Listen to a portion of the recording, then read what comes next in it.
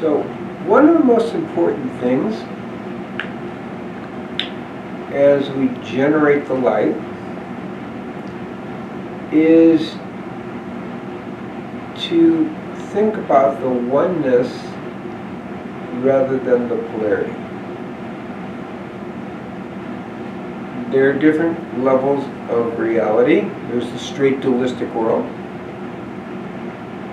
There's a dual, non-dual world where it's its own paradigm. And finally, there's a world prior to consciousness, what I call dying into the nothing. And as we're meditating, mostly we're talking about, particularly in this context, creating the oneness of the dual, non-dual world. And in that oneness, it's a subtle trap that can think about the light versus the dark. That's a key understanding, because that brings us into polarity. And in ancient scenes talked about the sons and daughters of light fighting the sons and daughters of darkness. That's still a polarity. It may be a good and honorable thing, it's still polarity.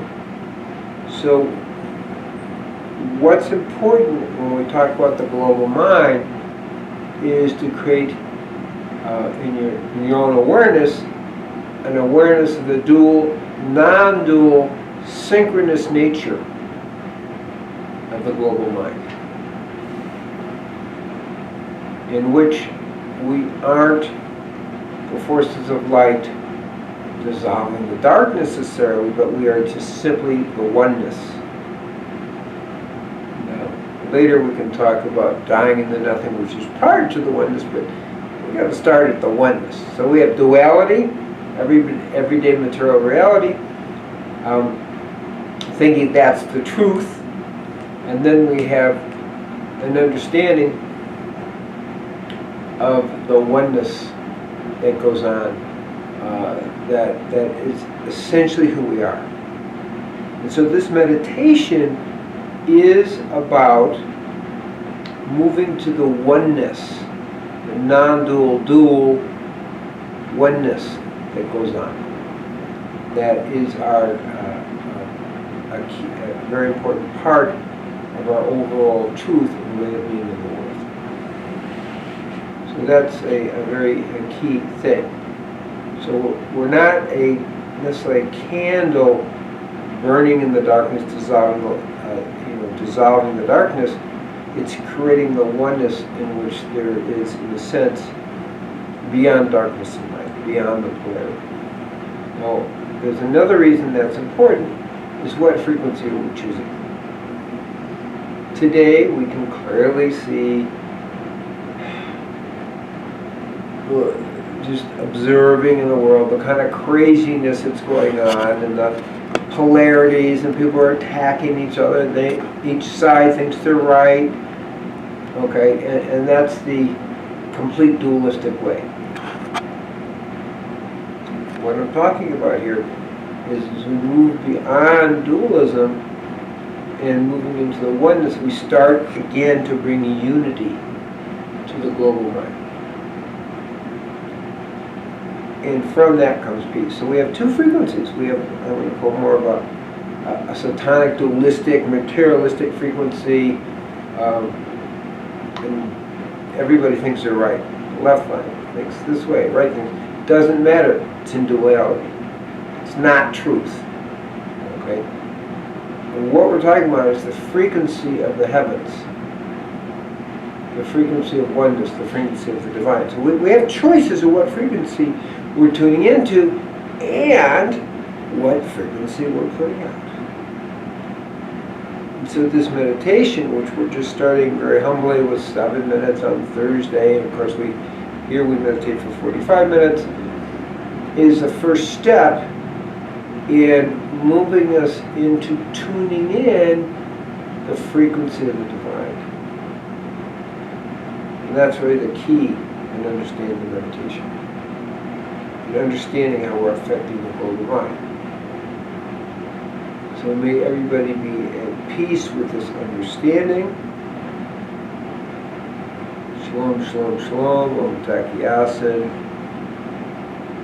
Amen, amen, amen.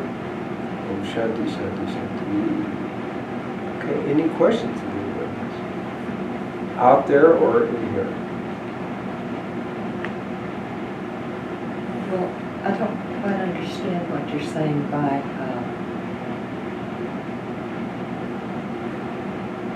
the non-dual.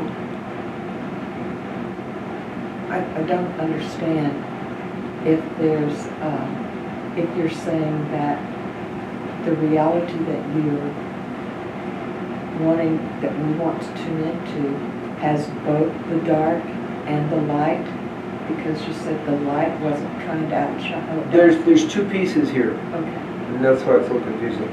So you have the straight darkness. You have, look how people are acting in society. Yes. A mother just killed her 2-year-old for peeing in his pants. Okay, that's satanic. That's the darkness. Okay, we're not trying to push that. Okay. Okay. We're starting with love. We're starting with oneness. And when we move from the oneness, we move from the light ultimately to the non-dual. Mm-hmm. But the dual non-dual are kind of connected. Yes. Okay. So they're just polarities of each other. So in the sense is to create the oneness between dual and non-dual. I don't understand. But dual and non-dual become one at a certain level. At a certain materialistic level, you have a dual, everything's polarized, everything's separate, right? That's the classic materialistic viewpoint that most When you're people talking live that about way. dual, though, are you talking about the dark and the light? No, Okay. I'm talking about materialistic. All right, all right. Thank you. Okay. Then dual non-dual is the oneness aspect, which is you're seeing the divine in all, which is what the prayer is. Merging of heavens and earth is the creating of a oneness experience of both dual and non-dual, where you're seeing the dance of God in the illusion of dual. But it's not really dual, it's still one. Yes. But we live in the dual as if it's one. Yes. So that's a different frequency than it's all material. There's no God, there's no soul. Does that make sense? Yes. Thank you. It's a subtlety, see, because it's dual and non-dual simultaneously. Okay, good question. Anyone else? Anyone out there? Okay.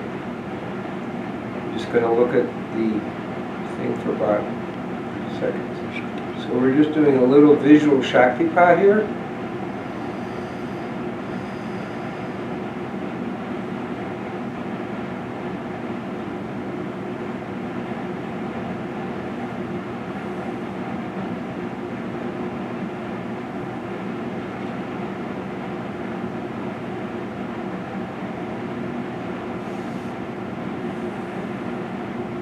Okay, I'm in.